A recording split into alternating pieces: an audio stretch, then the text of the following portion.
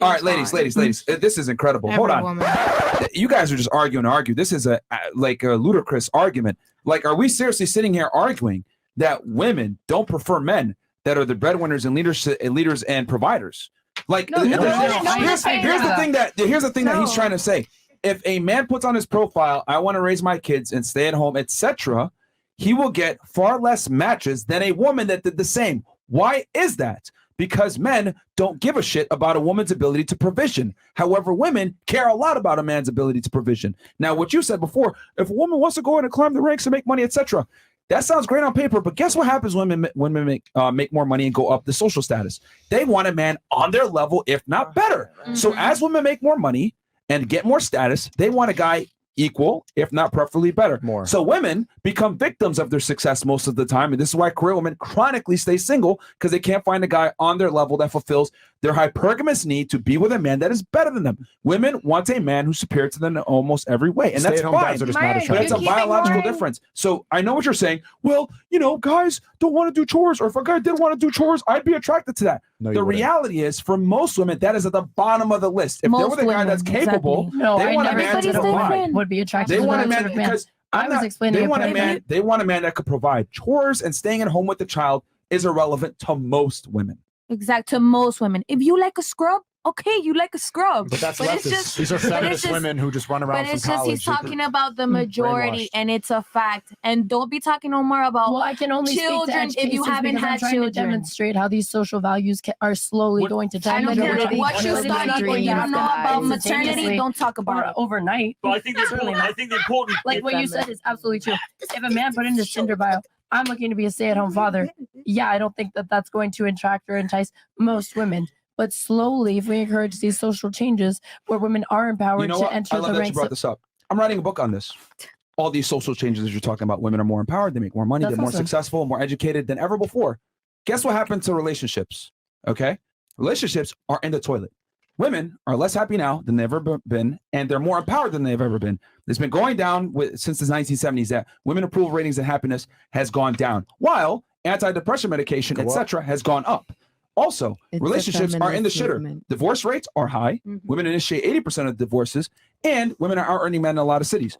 A lot of women are having tough times dating and finding eligible bachelors. As a matter of fact, there was an article that came out earlier this year that woman said there's not economically attractive men. There's not enough of them to go around. Why is that? Because women care a lot about a man's finances versus men don't care about a woman's finances. So I get what you're saying. It should be a woman can go to work, have a guy at home, he takes care of the chores. It's not an issue. The problem is this. Most women don't think like you guys. They want a man who's superior to them, not equal.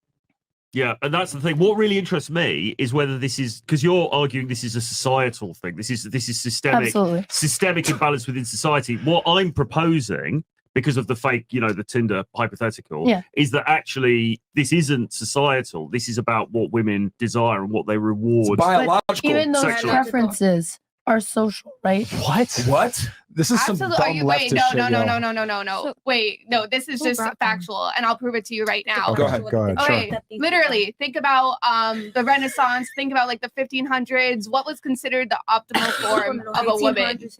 It was a fat woman, literally. Like you could fertility. That was for fertility. So you brought up Renaissance. No. You brought up Renaissance. Zena, let her finish her point. Let her finish her point. No, go ahead. You can say it was about fertility, but it was not just fertility. It was like, okay, fat women because it was a sign of wealth. It was a sign of prosperous, right?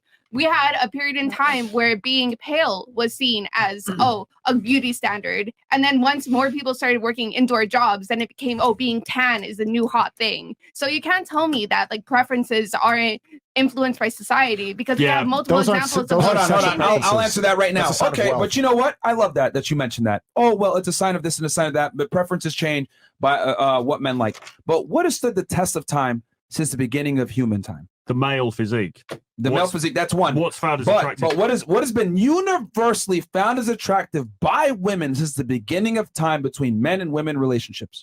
Oh, I know what you're going to say, but it applies to men as well. No, it does. Hold on. You don't think men are attracted to wealth? Listen, men don't have the same innate need for resources and security that women do. And the reason for that is because a man can go out and fight a lion or a tiger, hunt it down, kill it, and eat it. A woman can't. And she especially can't when she has a child. A woman by herself cannot gather enough calories to feed herself and her child, especially when she's pregnant and she's more vulnerable. So since the beginning of time, women have needed males to go out there, hunt, and gather resources and calories. It's only in this clown world new times that we have that women think that they can actually do things on their own, which, you know what, that's fine. It's fantastic. But guess what? You're a slave to your biology. You still want a man that can provide and capable of providing, even if you make your own money. This is why women that make their own money, make $100,000 per year, still want a guy that makes about $156,000 per year. So what I'm saying is, you're saying, well, attraction trends change or whatever, but the one trend that has not changed at the beginning of time is women have always been attracted to men that have resources,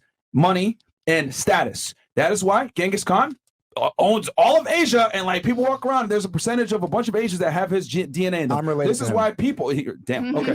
This is why, right? Women have always shared one high value guy. Like women are okay with sharing men because that's how important resources are. They interested in those qualities in and of themselves, or what they can understand they enable and the results that they can enable for their children?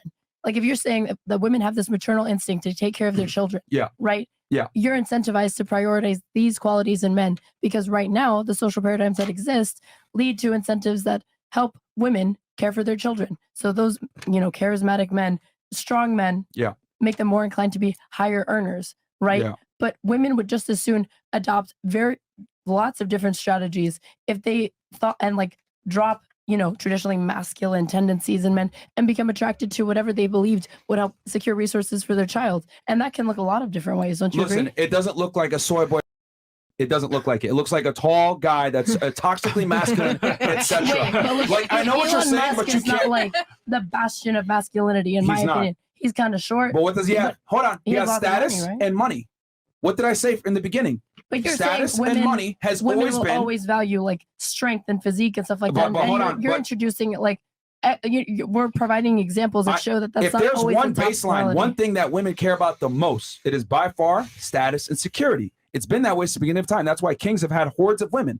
Elon Musk, even though he's not the most attractive, what does he have? Status and money. That's extremely important to women when it comes to attraction. So what I'm saying is that you're saying trends change, blah, blah, blah. The one trend that has not changed at the beginning of time is women have always been attracted to status and money, looks, physique, etc. come after the fact, but they're attracted to that. So I know what you guys are saying. Yo, well, it shouldn't be this way. We should be able to be equal. You do some chores, I do some chores, etc. Yeah, but that might be. Yo, hold on. Let me finish. Hold on. Look. You can't fight hardwired attraction traits. I know you guys are trying really hard this podcast to do it, but you can't. Myron, you can't. You are. You want to change the social constructs. No. You guys are labeling hardwired attraction triggers as social constructs. That's ludicrous.